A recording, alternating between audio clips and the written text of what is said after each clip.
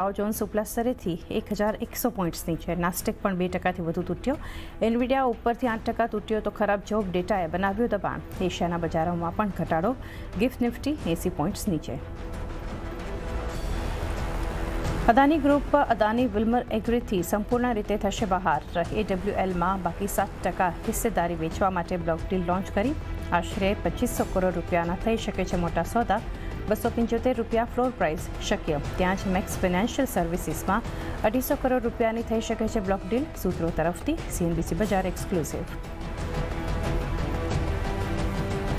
TPG સાથે મળી પોતાના ડેટા સેન્ટર સબસિડરી હાઇપરવોલ્ટમાં 18,000 કરોડ રૂપિયા સુધીનું રોકાણ કરશે TCS. આવનારા વર્ષોમાં ઇક્વિટી અને દેવા બંને દ્વારા ઇન્સ્ટોલમેન્ટમાં થશે રોકાણ. જોઈન્ટ વેન્ચરમાં TCSનો હશે 51% હિસ્સો.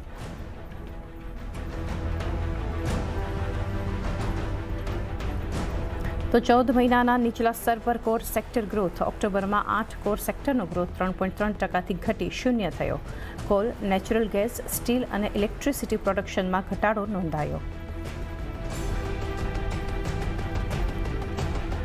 અને પ્રી બજેટ બેઠક હેઠળ આજે ઇન્ફ્રા અને એનર્જી સેક્ટર સાથે મીટિંગ કરશે FM. રિયલ એસ્ટેટના પ્રતિનિધિઓ સાથે પણ આજે થશે બેઠક.